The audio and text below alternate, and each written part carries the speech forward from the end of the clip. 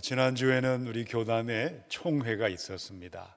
110회 총회가 영락교회에서 용서, 사랑의 시작 이런 주제 말씀이 선포되고 또 재판국의 문제를 비롯한 여러 헌의안이 논의되었습니다.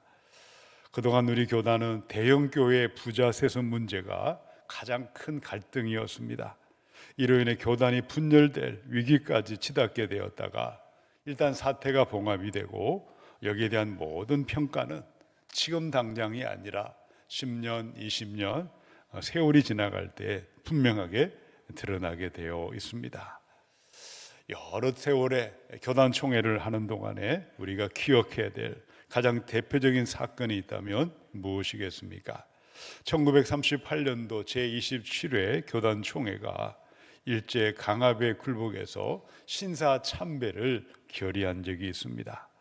우리 한국 기독교 역사상 가장 수치스럽고 가장 하나님께 범죄했던 배교 행위였습니다. 이 신사 참배 결정으로 전국에 200개가 넘는 교회들이 문을 닫았습니다. 수천 명의 교인들은 탄압을 받았습니다.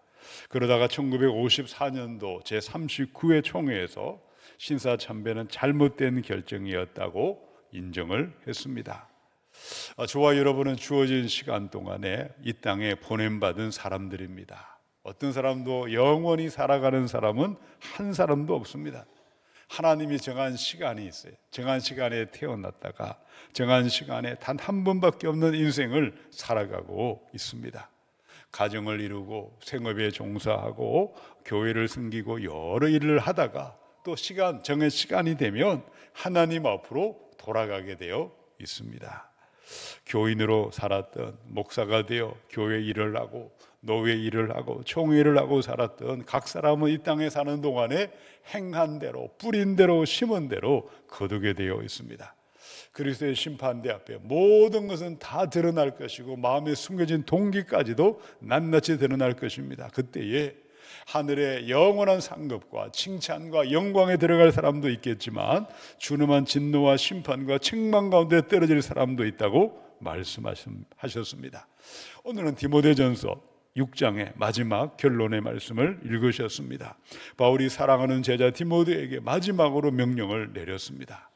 우리 모두는 언젠가 성부와 성자와 성령 하나님 앞에 목회자로 살았고 성도로 살았던 모든 삶에 대한 마지막 결산날이 기다리고 있다. 너는 흠도 없고 책망받을 것도 없이 신실한 믿음의 길을 걸어가라. 그리하여 주 앞에서는 그때에 예수 오실 그때에 영원한 영광 가운데 나타날 것을 권면하고 있습니다. 우리는 지금 교회에 모여 있습니다. 교회는 무엇입니까?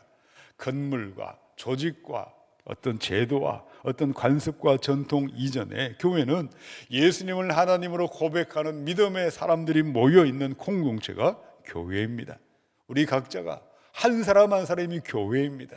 우리 한 분 한 분이 바르고 신실한 믿음의 길을 걸어가셔서 끝까지 우리가 충성하셔서 주님의 교회를 세워가시고 예수 오실 그 날에 영광의 승리자들로 나타날 수 있기를 축원합니다.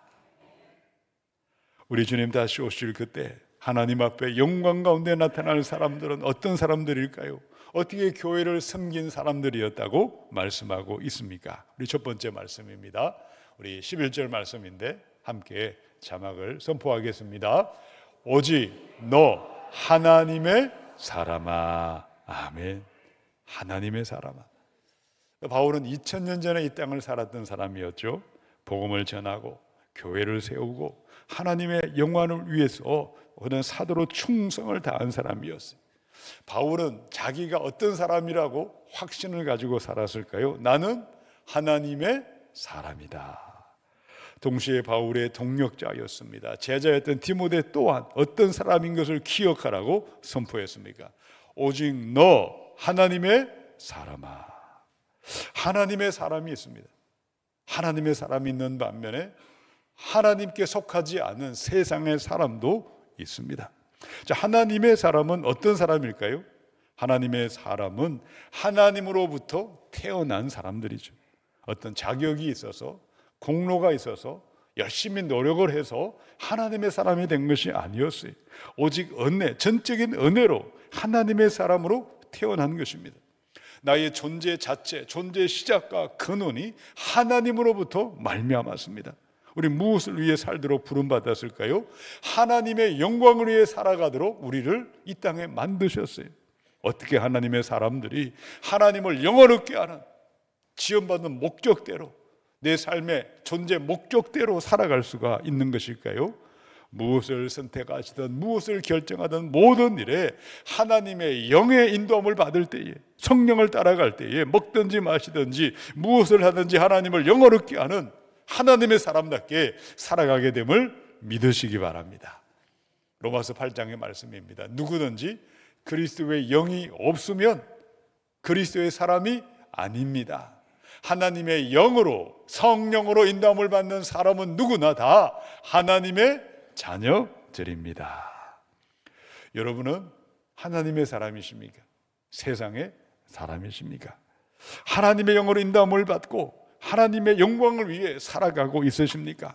내 자신을 위해, 세상을 위해 살아가는 분들은 없으십니까?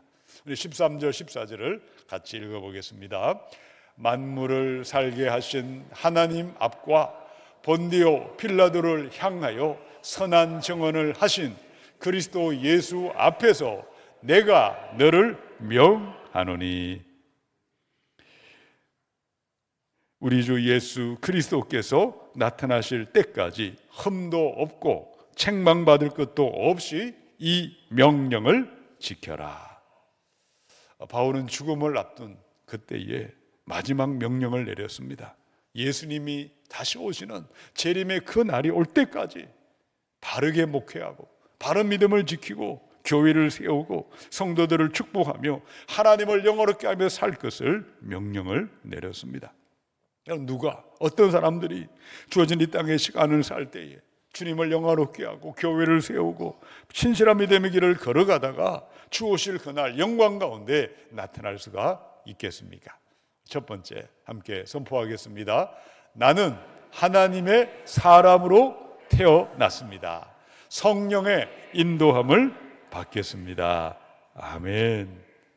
내가 정말 하나님의 사람으로 태어난 사람이라면, 하나님의 사람이라면 매일매일 하루하루 하나님의 영 성령의 인도함을 구하고 성령의 인도함을 따라서 살아가게 되어 있습니다. 자, 그런데 하나님의 영으로 성령의 인도함을 따라가지 아니하고 나의 생각과 세상의 방식과 세상 가치관을 따라 살아가게 되면 어떤 일이 벌어질까요? 바른 복음을 선포해도 바른 복음을 받아들이지 않습니다.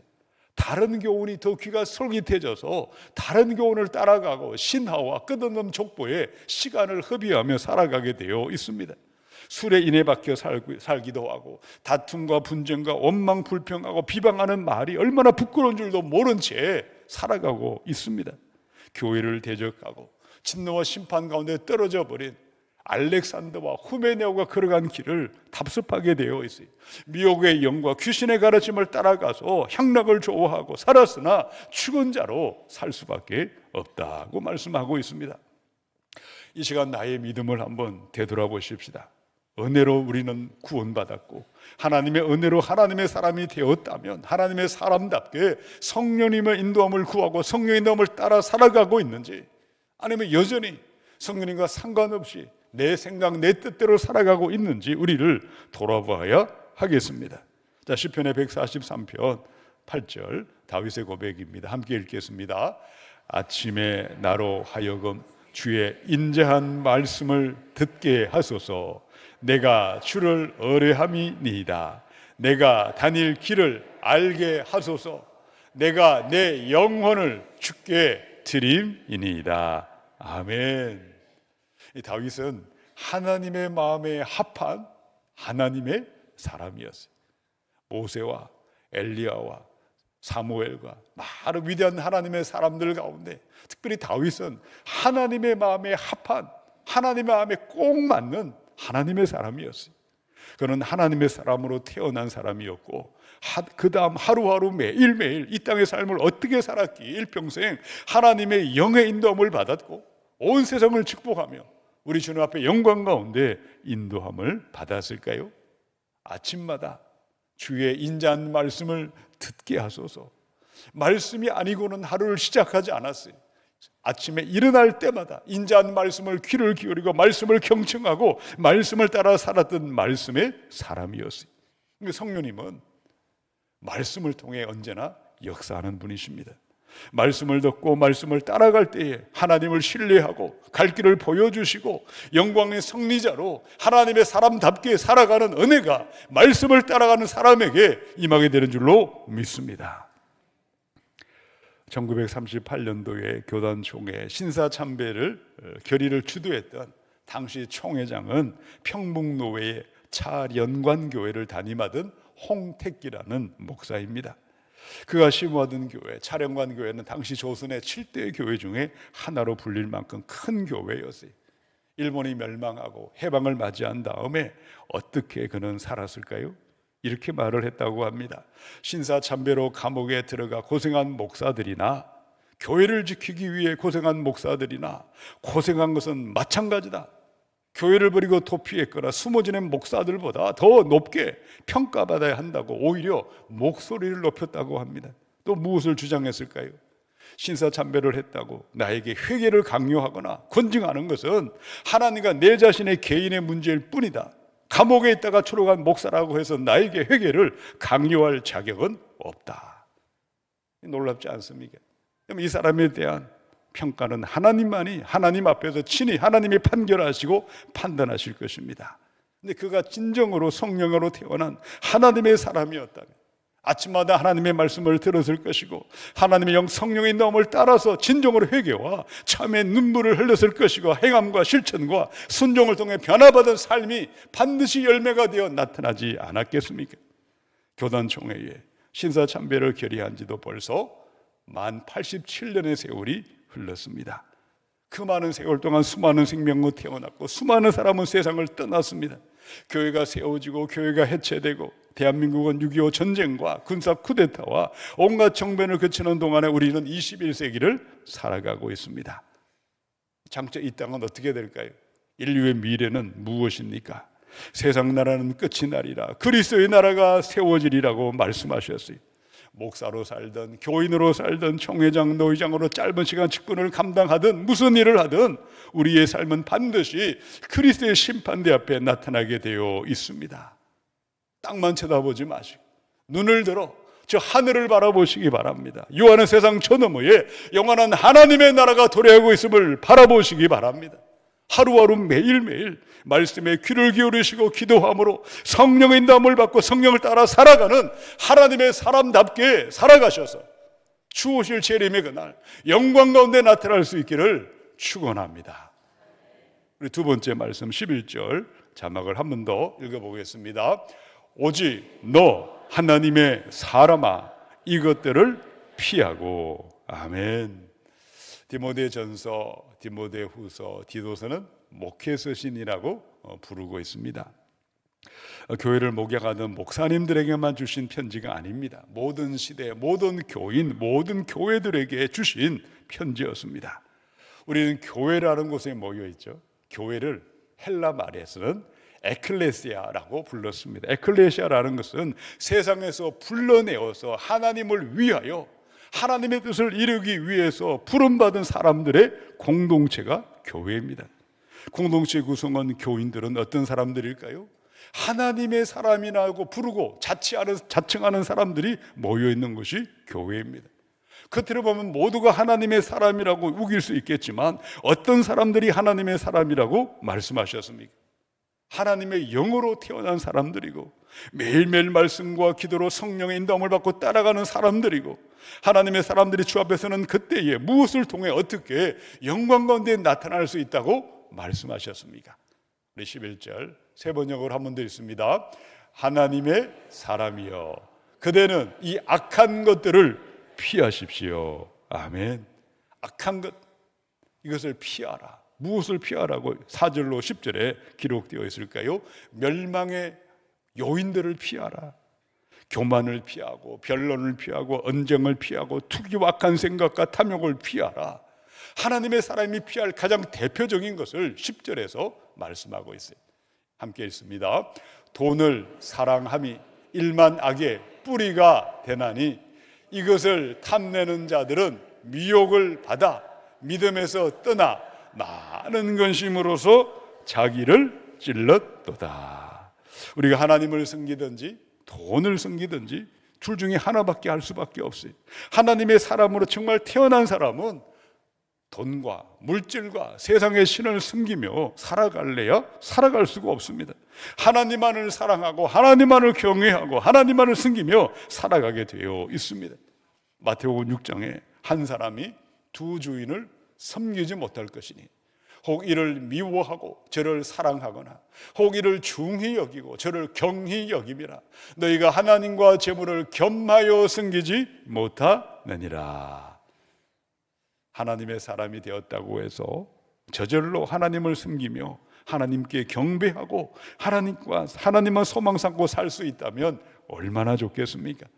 돈을 사랑하고 돈을 주인 삼고 사는 삶을 피하고 떠나고 나오라, 물리치라, 그리할 때 하나님의 사람답게 살 수 있다고 말씀하셨어요.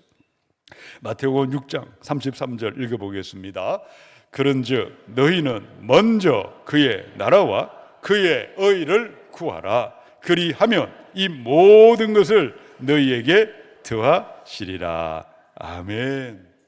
하나님의 사람이라고 말하고 있지만 돈을 사랑하고 돈이 내 삶의 주인 되어서 돈에 매여 살면 미혹을 받고 믿음을 잃어버리고 극정근심으로 생명을 우리가 고통 가운데 살아가게 되어 있습니다.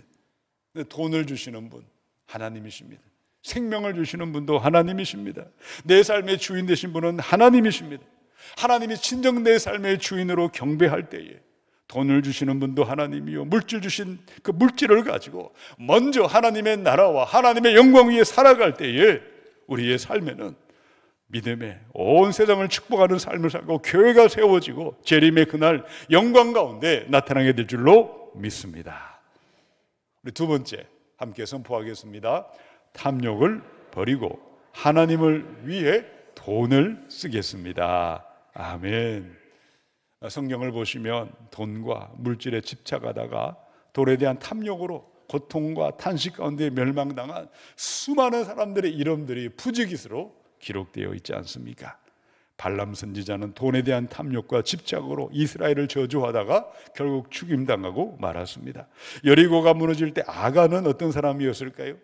하나님의 명령을 분명히 알았음에도 명령을 거역하고 시날산의 외투 한 벌과 은 200세겔, 금 50세겔을 훔치다가 탐욕으로 모든 가족과 함께 돌에 맞아 죽임을 당했습니다.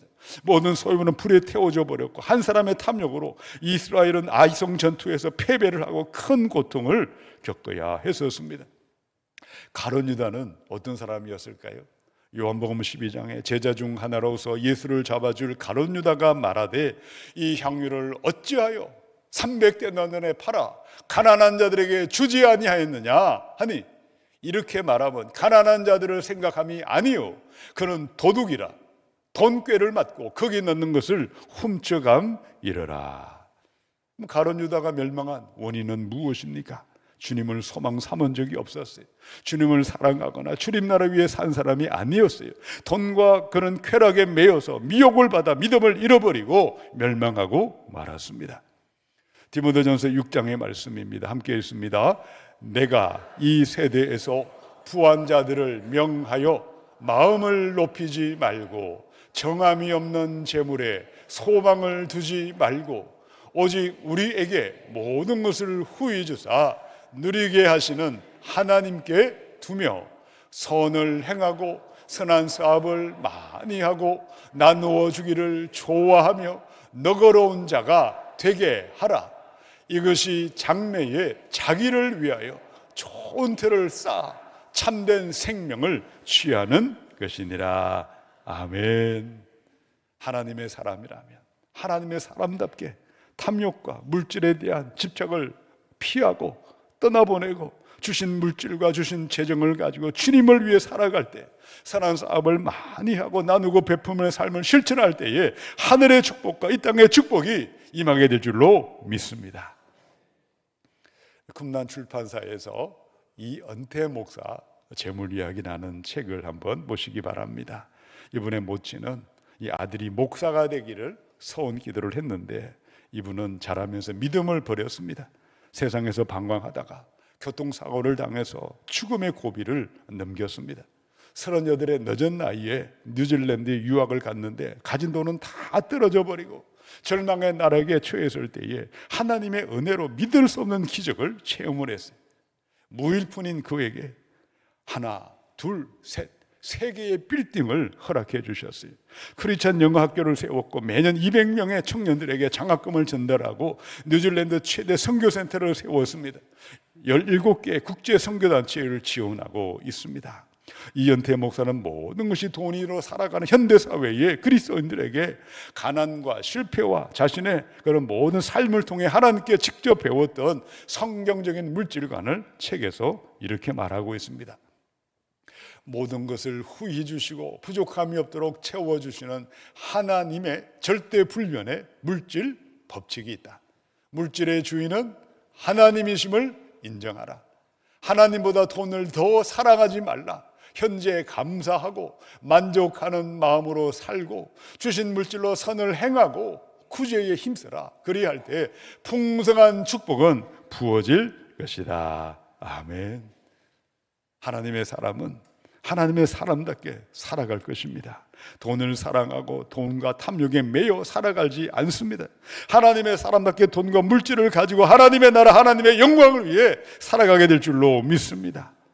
돈에 매여 돈의 노예가 되어 살아가는 삶을 중단하시고 피하시고 떠나고 나오시고 하나님의 사람답게 하나님의 나라, 하나님의 영광을 위해 돈과 물질을 바르게 사용하셔서 재림의 그날에 영광의 승리자들로 나타날 수 있기를 축원합니다. 세 번째 말씀입니다. 11절 12절 같이 읽어보겠습니다.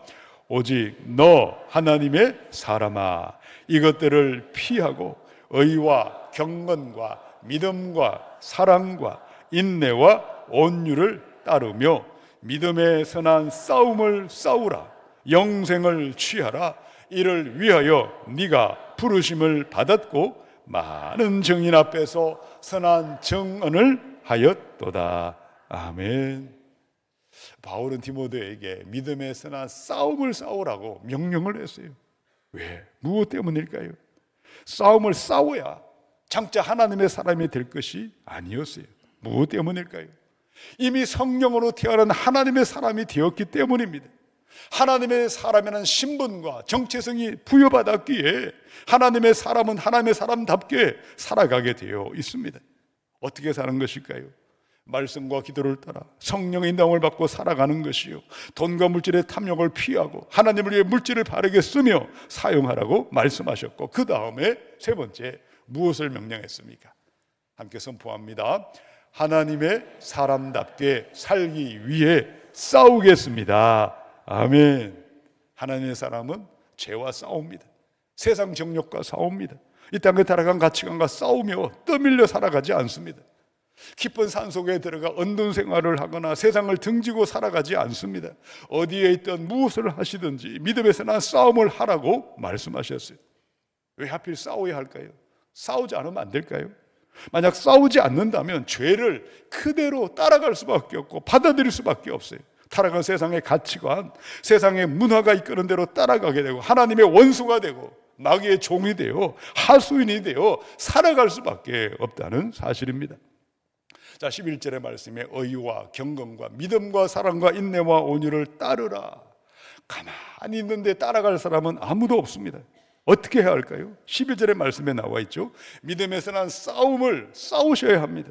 죄와 싸워야 하고 세상과 싸워야 하고 그 모든 것을 조종하고 그 모든 것을 주관하는 마귀와 영적 전쟁을 피하지 말고 담대하게 싸우고 대적할 때에 주 오실 그날 의와 경건과 믿음과 사랑과 인내와 온유의 성령의 열매가 맺혀지게 될 줄로 믿습니다. 마태복음 18장에 보시면 만일 내 손이나 내 발이 너를 범죄하게 하거든 찍어내버리라. 장애인이나 다리 저는 자로 영생에 들어가는 것이 두 손과 두 발을 가지고 영원한 불에 던져지는 것보다 나으니라. 만일 내 눈이 너를 범죄하게 하거든 빼어내버리라. 한 눈으로 영생에 들어가는 것이 두 눈을 가지고 지옥불에 던져지는 것보다 나으니라. 너무도 가혹한 말씀처럼 들릴 수 있겠지만 왜 이렇게까지 주님이 말씀하셨을까요? 내 손과 내 발은 계속해서 나를 죄짓게 하고 있어요. 내 눈으로 온갖 세상의 쾌락과 탐욕에 물들어 살아가게 만들고 있다면, 그 상태로 그대로 살아간다면, 돌이키지 않는다면 하나님의 나라가 아니라 진노와 심판의 지옥 형벌에 떨어질 수밖에 없다는 사실입니다. 계속해서 죄짓게 만드는 죄의 통로가 있어요. 교만의 죄, 음행의 죄, 탐욕과 욕망의 죄를 차단하고 단절하고 떠나고 돌이킬 때 하나님의 사람답게 거룩하게 되고 성령의 열매가 맺혀지고 주 앞에 영광 가운데 나타날 줄로 믿습니다. 마태복음 21장에 길가에서 한 무화과 나무를 보시고 그리로 가사 잎사귀밖에 아무것도 찾지 못하시고 나무에게 이르시되 이제부터 영원토록 네가 열매를 맺지 못하리라 하시니 무화과 나무가 곧 마른지라. 예수님께서 무화과 나무, 열매가 없고 잎만 이파리만 무성한 무화과 나무를 저주한 목적은 무엇입니까? 많은 하나님의 사람이라고 이야기하는 하나님의 백성들이 열매 없는 신앙인으로 살아가고 있음을 말씀하셨어요. 의와 경건과 믿음과 사랑과 인내와 온유와 성령의 열매는 전혀 맺혀지지 않습니다. 이파리만 무성한 무화과 나무들처럼 거짓과 위선에 물들어 있고 외식하는 바리새인의 모습으로 편질되어 버린 사람들이 있다는 사실입니다. 어떻게 해야 될까요?